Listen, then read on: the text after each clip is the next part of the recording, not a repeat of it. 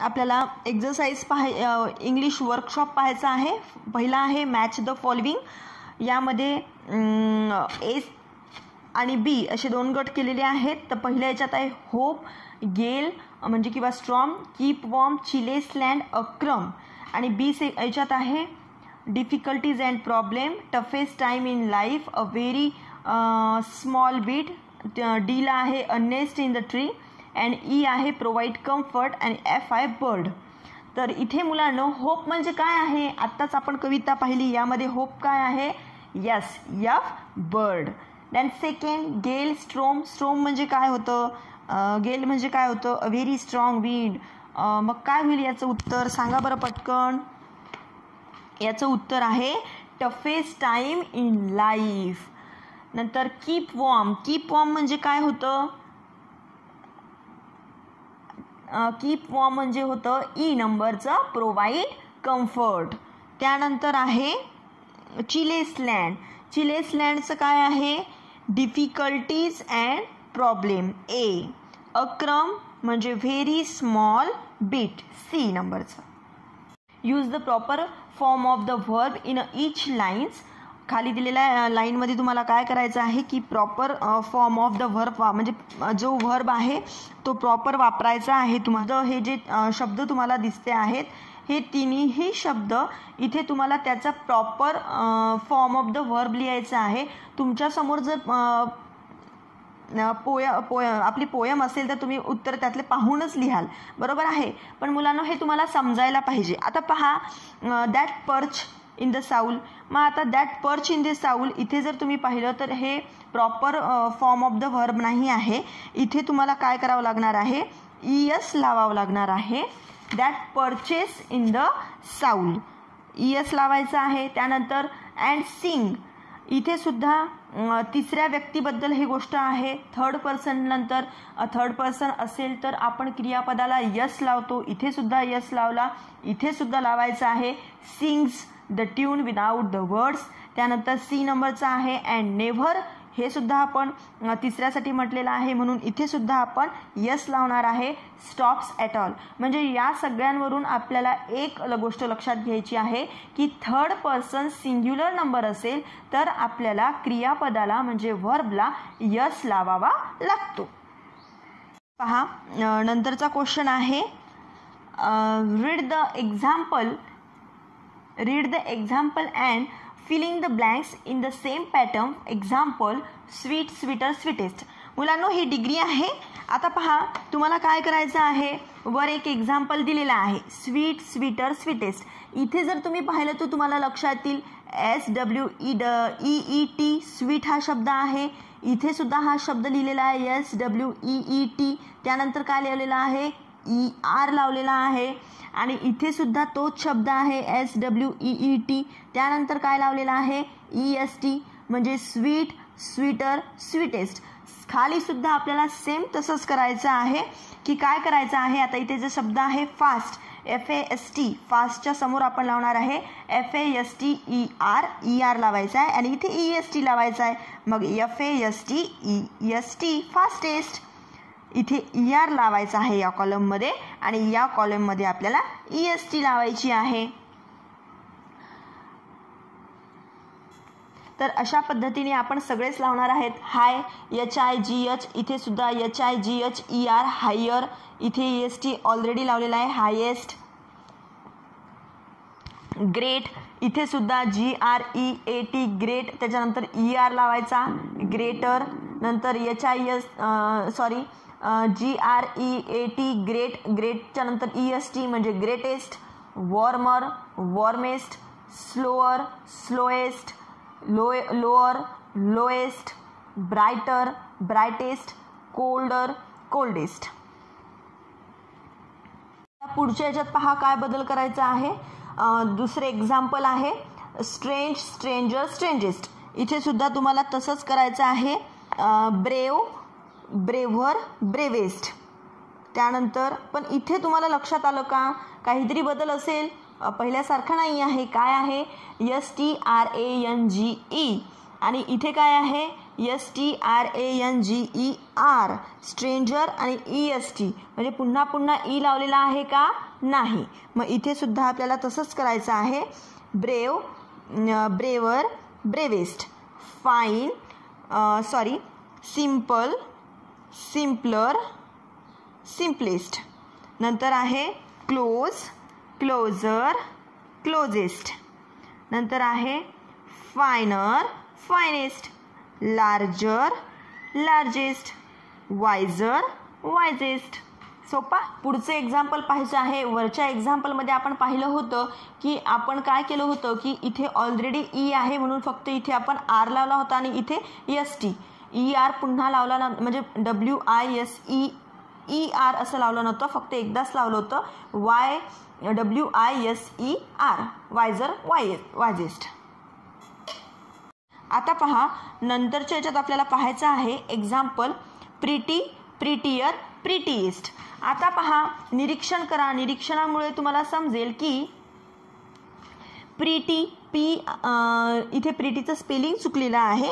इथे प्रिटीचं स्पेलिंग पाहिजे होतं PRETTY. ओके. Pretty, PRETTY. तर इथे प्रिटी, इथे प्रिटियर आहे. ER लावलेलाच आहे. आपल्याला ER इथे पण लावला होता, पण इथे पण लावणार आहे 3ऱ्या नंबरच्या एक्झाम्पलमध्ये. पण इथे तुमच्या लक्षात येईल की या वायचं आय झालेलं आहे आणि आय नंतर ER लावलेला आहे. इथे सुद्धा प्रिटिएस्टमध्ये तसंच झालेलं आहे. PRETTY काढून टाकला आणि त्या ठिकाणी आय लावला EST, म्हणजे प्रिटियर, प्रिटिएस्ट. मग आपल्याला इथे सुद्धा तसंच करायचं आहे. काय करायचं आहे? NASTY. मग नास जो आहे शब्द तिथे NASTY च्या ठिकाणी IER. नंतर आहे NASTY च्या ठिकाणी IEST. अँग्रीच्या ठिकाणी सुद्धा आपल्याला तसंच करायचं आहे. ANGRIER. वायचा आय करायचा आणि त्याच्यासमोर ER लावायचा. आणि इकडे काय करायचं? EST जिथे लावायचं आहे तिथे इथे लावायचं आहे ANGRIEST, म्हणजे वाय काढायचा आणि IER लावायचा आणि इथे IEST लावायचं. अशा पद्धतीने आपण सगळं भरून घेऊया. Find the phrases, lines in the poem that means the following. खाली दिलेले जे आपले हे ABCD हे जे मिनिंग आहेत, या मिनिंगची ओळ आपल्या कवितेत आहे. ती कवितेतली ओळ आपल्याला इथे लिहायची आहे. मग आता पहिलं काय आहे? Hope is a light delicate thing. मग यासाठी कोणती होपची ओळ कोणती असणार आहे? Hope is the thing with feathers. Second, hope offers comfort to your soul. आपल्याला कम्फर्ट फील करणारी ओळ आठवा बरं कोणती आहे? That perches in the soul and sings. कुठे राहते होप? आपल्या साऊलमध्ये राहते. मग ती इन द साऊलची जी लाईन आहे ती आपल्याला लिहायची आहे. That perches in the soul and sings. Next आहे hope is not worthy thought, it is more like a feeling and emotion. अशी कोणती ओळ आहे जी फिलिंग्स अँड इमोशन आहे? होप अशी कोणती ओळ आहे ज्याचा अर्थ असा होतो की होप ही it is more like a feeling and emotion. इमोशनच्या is not a wordy thought, it is more like a feeling and emotion. कोणती ओळ असेल ही की जी वर्डी थॉट्स नाही आहे, म्हणजे जी शब्दांमध्ये व्यक्त झालेली नाही आहे. मग शब्दांमध्ये जी गाणं गुणगुणल्या जातं ते शब्दांमध्ये फिक्स झालेलं नाही आहे, अशी ओळ कोणती? And sings the tune without the words. In the most difficult times hope offer greatest comfort. म्हणजे असं कोणतं ओळ आहे की जिथे म्हटलेलं आहे की होप ऑफर्स ग्रेटेस्ट कम्फर्ट? सांगा. In the most difficult time hope offers the greatest comfort. एक सगळ्यात मोठ्या कठीण समयी आपल्याला होप आशा देत असते. तर ती हे इथे पूर्ण आपल्याला स्टॅन्झाच लिहायचा आहे. असं समजा की सेकंड स्टॅन्झा अँड स्वीटेस्ट पासून लिहायचा आहे. पहा, and sweetest in the gale is heard and sore must be पासून तर आपल्याला लिहायचं आहे that kept so many warm. इथपर्यंत लिहायचं आहे. त्यानंतरचं पाहायचं आहे hope is not easily defeated. Hope ही इतक्या सहजासहजी हार मानत नाही. ती ओळ कोणती आहे? And never stop at all. ती ओळ इथे लिहायची आहे आपल्याला. नंतरची ओळ आहे hope has given comfort to many people. खूप लोकांना कम्फर्ट फील करते. ती ओळ आहे that kept so many warm. नंतर आहे hope lives on a very hard times even when it is get nothing for you. जी होप आहे, जे आशेचं किरण आहे, ते नेहमी आपल्याला कठीण समयी साथ देत असते आणि त्याच्या बदल्यात कोणतीही गोष्ट मागत नाही.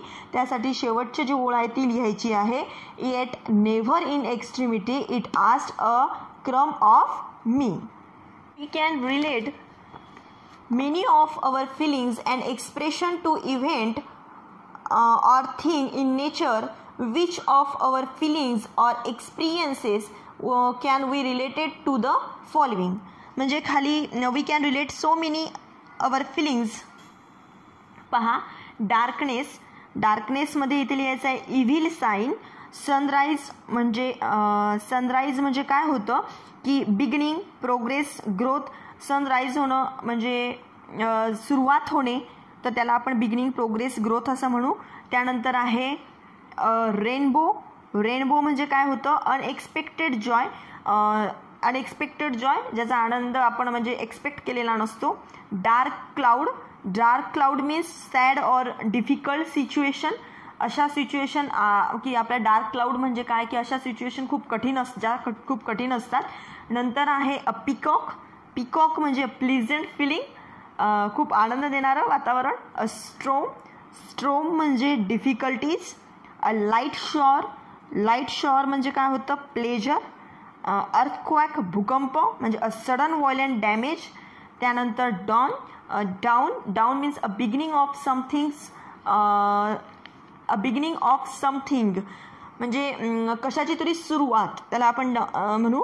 डस्क म्हणजे इव्हनिंग. काय होतं मग डस्क म्हणजे? त्याचा अर्थ काय होतो? तर almost the end of the something. जसं इव्हनिंग अर्थ इथे जर आपण पाहिलं की सनराईज म्हणजे सुरुवात होणे, बिगिनिंग होणे, आणि डस्क म्हणजे इव्हनिंग म्हणजे almost the end of the something म्हणजे लवकरच कशा तरी एंड होणार आहे. त्यानंतर आहे फ्लूड म्हणजे लॉट ऑफ डिफिकल्टीज, डॅमेजेस. जर तुम्हाला माझा व्हिडिओ आवडला असेल तर माझे चॅनल सबस्क्राईब करा, लाईक करा, शेअर करा. थँक्स.